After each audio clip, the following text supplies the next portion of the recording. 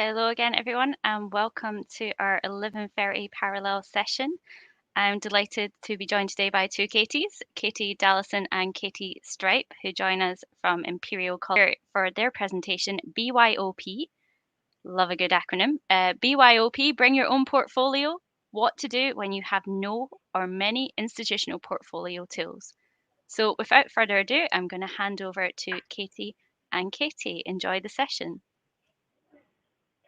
Hi, good morning. So I will start with a little bit of housekeeping. So I am presenting through Mentimeter. So you should see the code at the top of my slides, and I think it will appear in the chat shortly. All of my slides are on Mentimeter, so you can follow them on another device.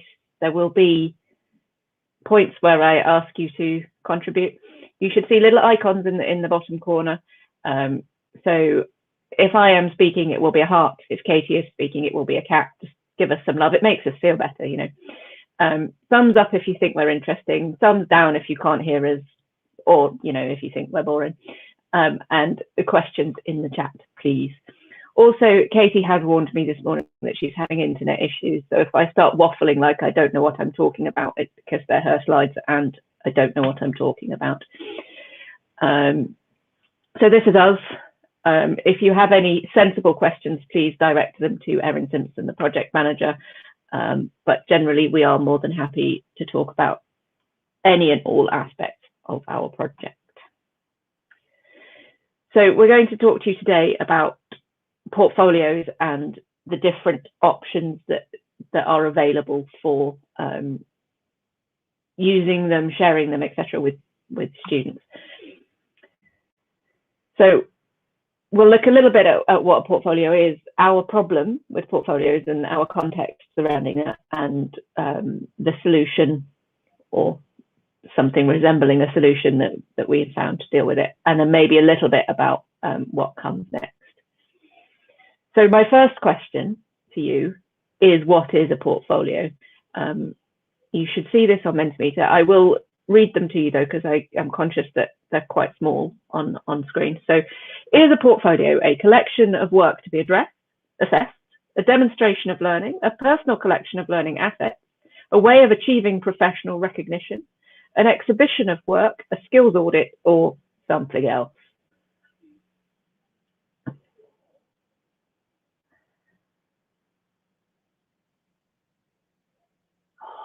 Come on, it's more than two people. There's got to be more than two people, so we get third person. Oh. Top choice seems to be a collection of learning assets.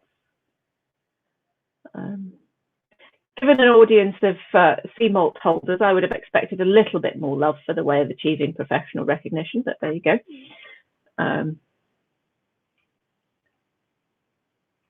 Give you a couple more seconds to share your thoughts, but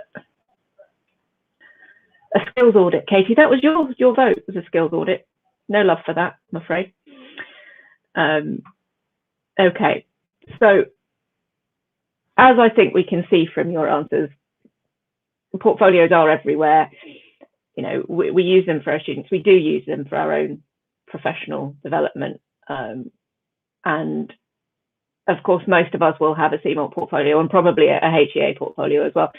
So it's not just for the students that we use these portfolios.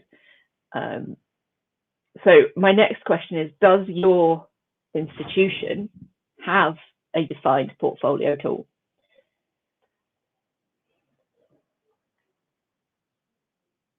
No, seems to be the general answer. No.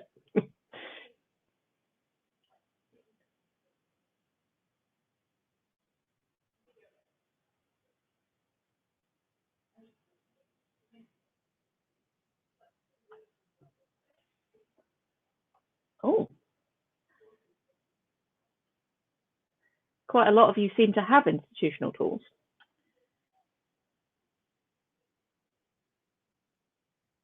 This is interesting. Okay, someone in the chat is saying that we're a little bit behind, so I'll stop being offended that you're being slow to answer my question. Okay, so the general majority seem to have an institutional portfolio tool.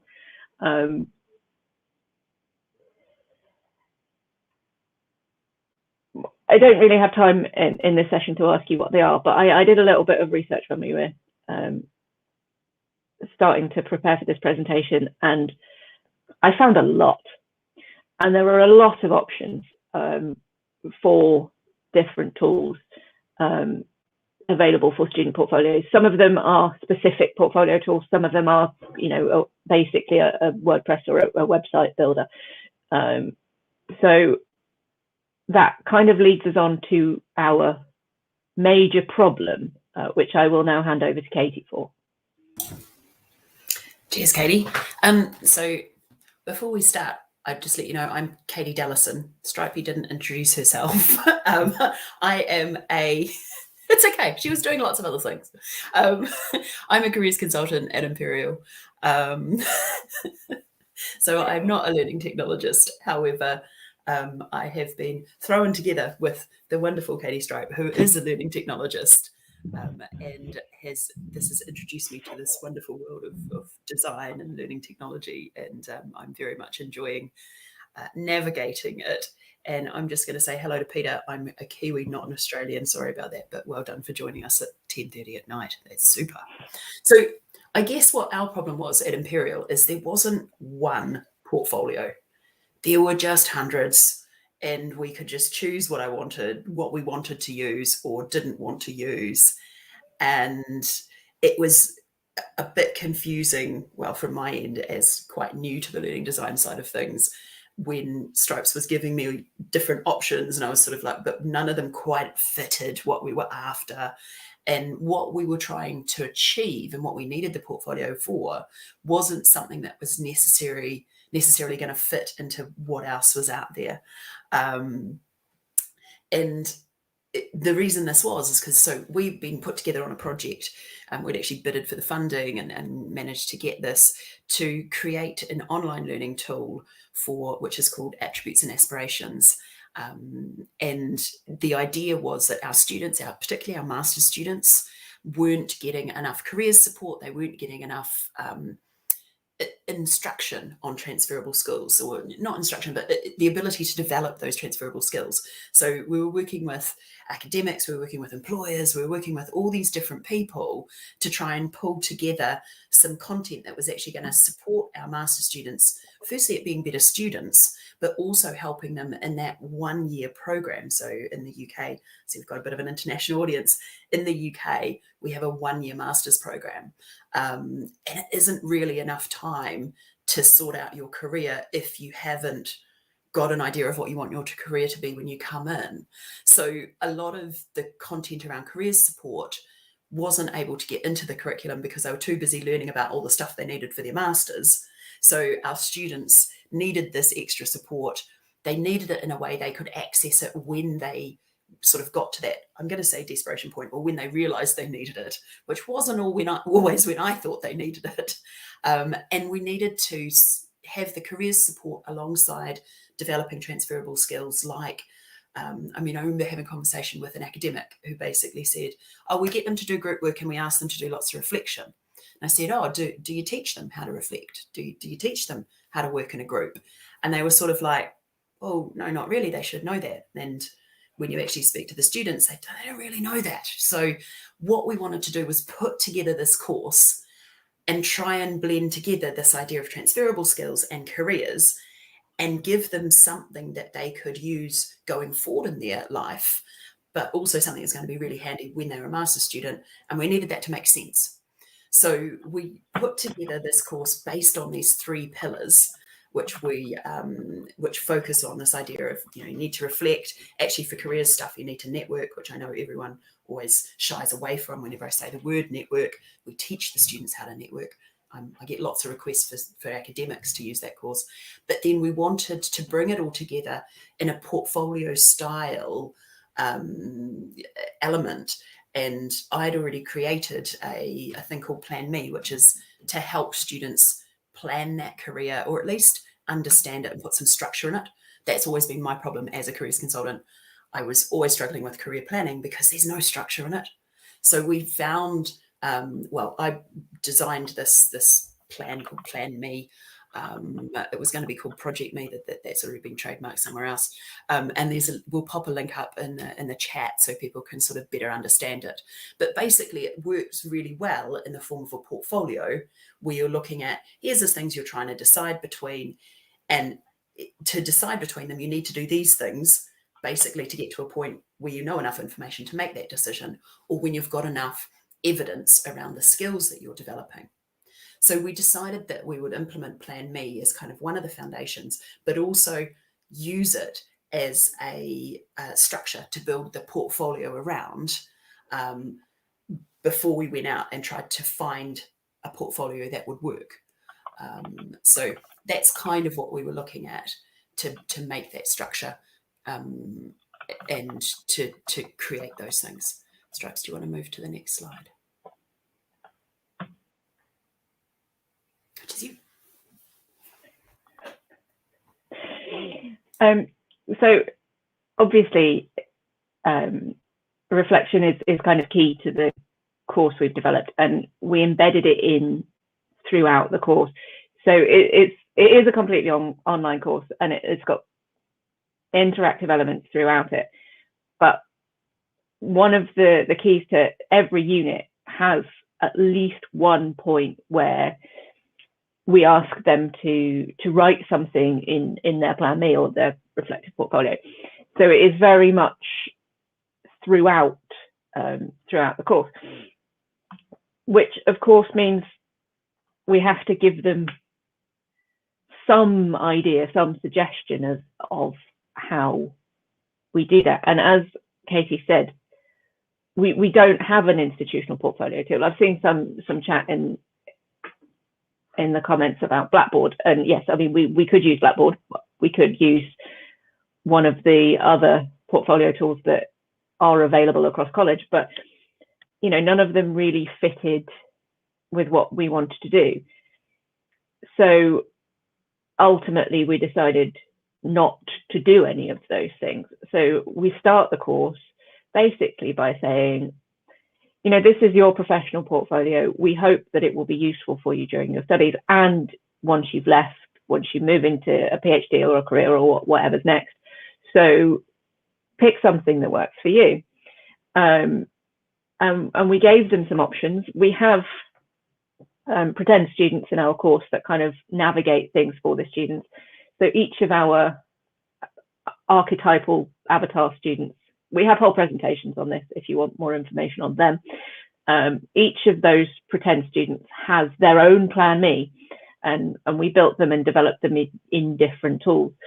So the ones we share in the course are OneNote, because we have it available, MindView, because it is part of the core set of tools that we provide for our staff and students, Padlet, because who doesn't love Padlet,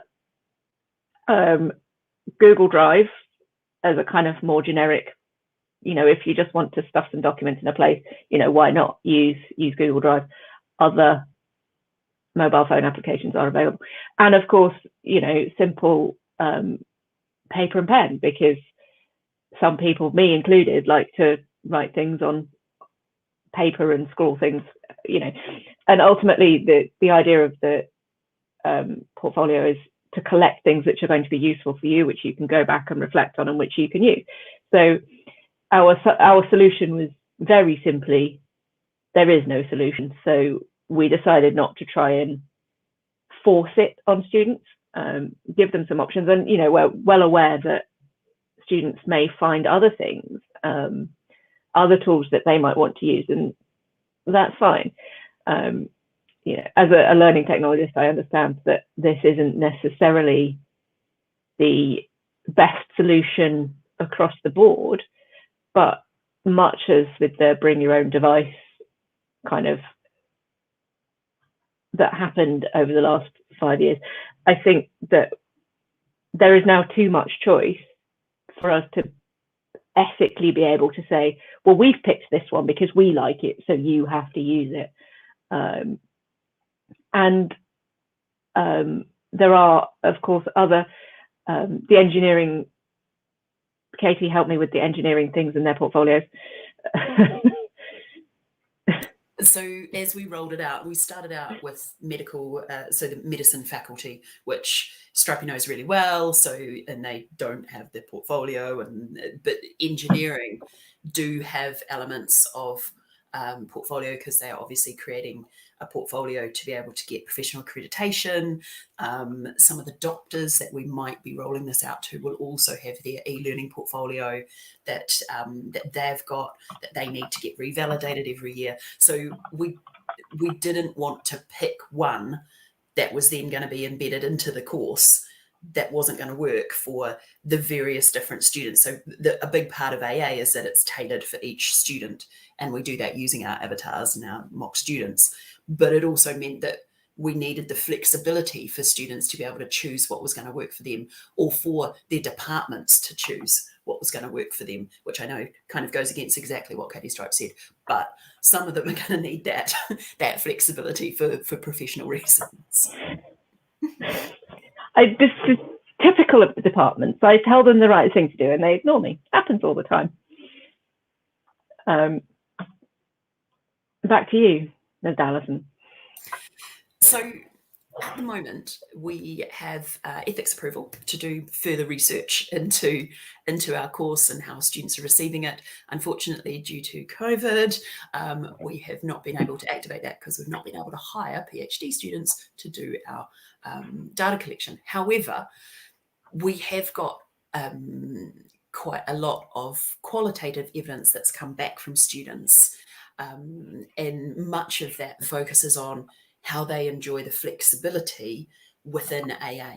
So the idea that they get to choose the portfolio that works for them is very much something that they like.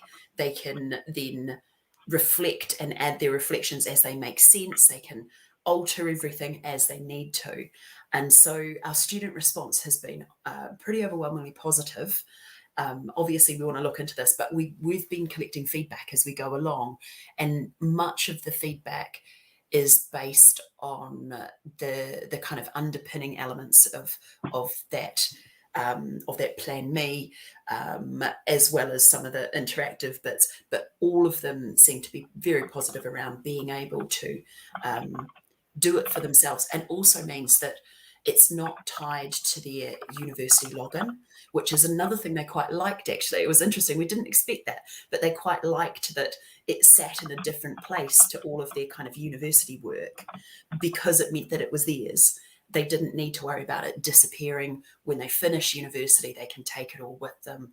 And that was another thing that obviously when you're only at uni for a year with us, they really liked that response going forward. So we are looking further into it, but our student response on a whole has been incredibly positive.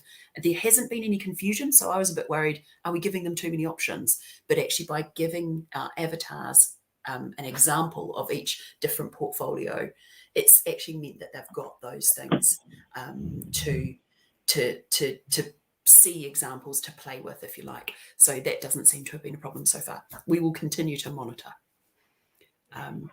What was more interesting, and if Katie wants to go to the next slide,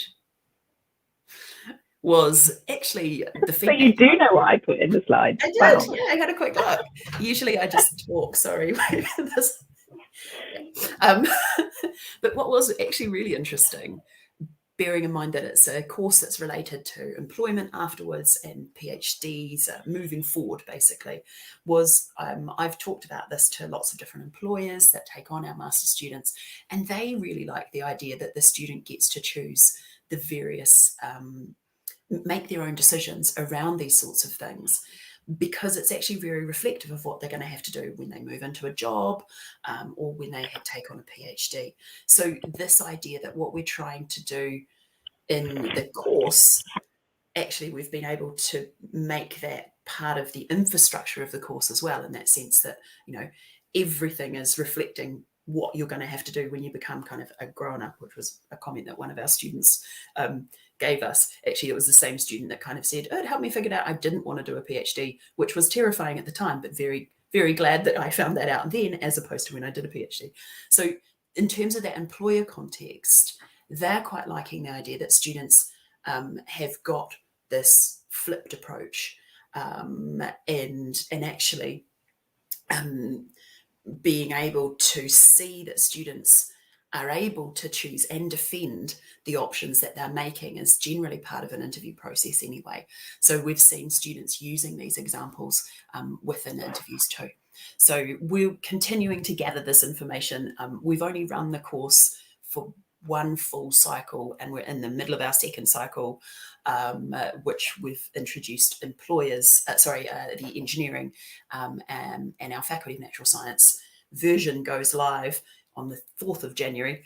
So we will be gathering more data, and we'll definitely be looking at putting more of this information out as we go through. So I think that's me. That's us. So I will just pick up a couple of questions from TEL team, which is it Reading, the TEL team?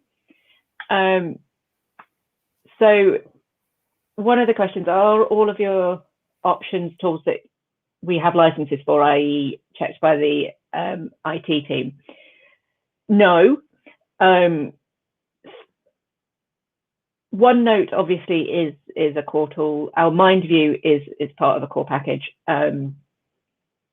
We do provide pen and paper occasionally to the students. We are very conscious when we sort of tell them these and provide these options that if they use OneNote, there is no guarantee that once they have left, they will still have access to it. Likewise with the MindView, we tell them that this is an institutional tool, so you're kind of locked into keeping it. We don't provide any support with any of these tools. We don't have the capacity to do that. So it is very much a look, here are options, pick what works for you, and do what you need or how you need to manage it with that. So the next question is around data security. Quite a good question, actually. We don't necessarily highlight the data implications of using tools like Padlet. Perhaps we should, but equally, it is, we are telling them that they're on their own and that they may need to take some responsibility for this themselves. I don't fully understand the question about the summative assessments, but nothing that is done in AA is assessed, and we do not ask or want to read any of their reflections. They are completely personal. So there's nothing that we have ethics approval to study this, but Katie will clarify. I don't think there's any idea of, sorry, TEL team from Winchester, my apologies. I don't think there's any need to or desire to look at any of the reflections. You might want to unmute yourself to continue talking, Katie. Oh, that's important. Yeah, it's probably best you couldn't hear me when I was trying to butt in. I think we designed AA, and actually it's really interesting because we're trying to evaluate it in some ways, but we designed it so that really students didn't need to finish modules. They didn't need to complete things.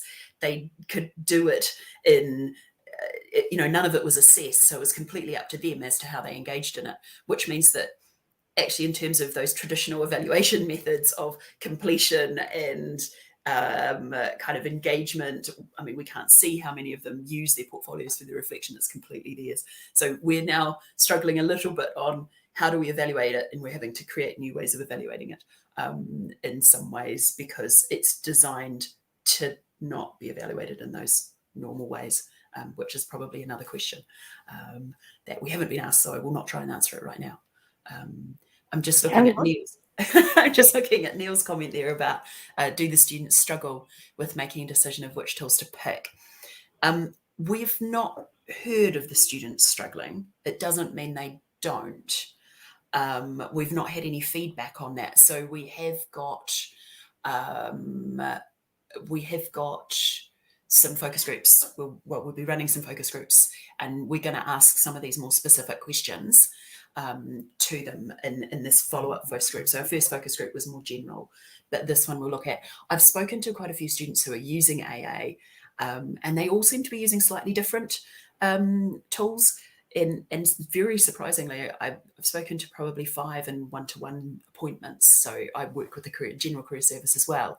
And all 5 of them were using something completely different. And 2 of them were using very much a paper-based, which surprised me because I thought that they were way cooler than me. And I use the paper-based option. So what they were saying, actually, one of them did say that they started with one and then moved to another because it was working better for them.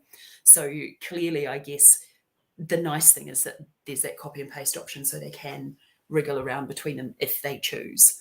But yeah, I sorry, Neil, I can't give you a definitive answer, although I am a careers consultant and we never give definitive answers anyway, just to clarify. But our students are pretty good at telling us when they don't like things. So, you know, our first pilot year, we took a lot of feedback. So they probably would have told us if they were like, oh, stop making us make decisions. Although if they told that, we'd probably just told them to do the decision-making unit. But, you know. Yeah, we did get one student who said, I don't like to reflect. That was a less helpful comment. Kind of like, well, probably this isn't the course for you. And maybe moving forward, you may struggle a little bit in your life. But that's okay.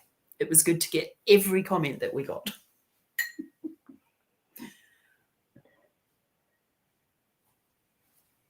So I don't think we've got any more questions in the chat. We just have a lot of praise for the session. Also, the TEL team correcting you that they're from Winchester. But other than that, lots of praise and comments there around that. But no further questions that I can see. I might be cheeky and ask one of my own, if you don't mind.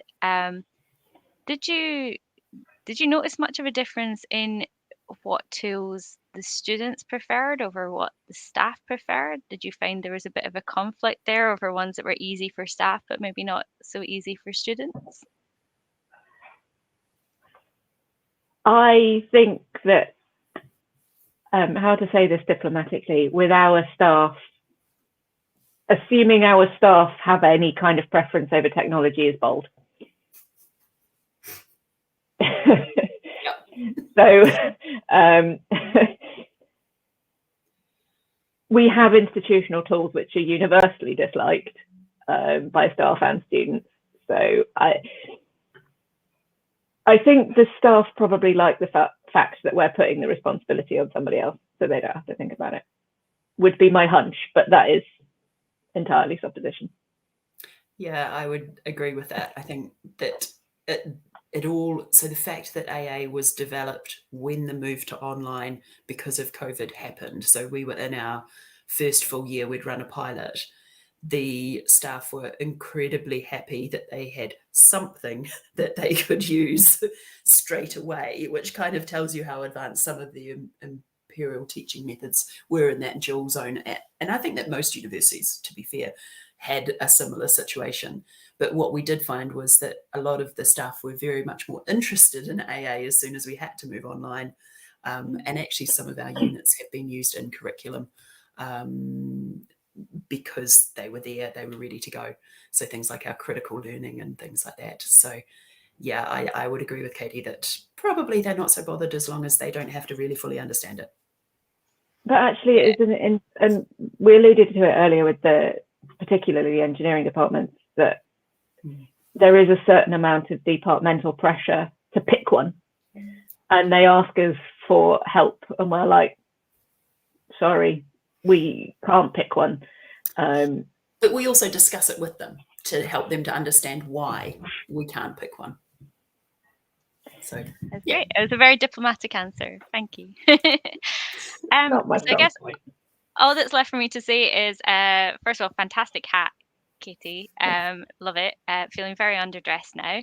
But thank you both for coming and speaking to us today about your portfolio journey, and to all of you that have been watching this session. And I hope you enjoy the rest of the conference. Okay. Thanks a lot, team. We're welcome to get in touch with us if you want to chat further about anything.